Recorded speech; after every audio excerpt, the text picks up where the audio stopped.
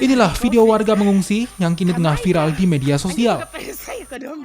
Setelah ditelusuri, ini merupakan warga sejumlah kelurahan di Kecamatan Sombaopu.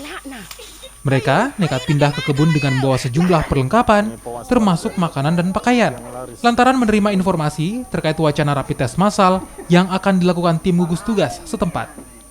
Ternyata, informasi rapid test massal itu dipastikan tidak benar alias hoaks. Warga pun diminta kembali dan melaporkan jika menerima informasi yang meresahkan. Jadi kita melihat adanya warga yang mungkin lagi viral sekarang ini, melihat bahwa warga yang lari masuk di kebun karena ketakutan untuk di rapid test. Itu benar memang adanya, Pak? Ada beberapa memang warga yang seperti itu lari seperti itu karena takut rapid test. Tetapi informasi itu tidak benar bahwa ada akan rapid test. Hanya karena adanya salah satu yang warga tidak bertanggung jawab, memberikan informasi atau berita bohong, berita hoax yang memberikan kepada seluruh masyarakat sehingga masyarakat panik.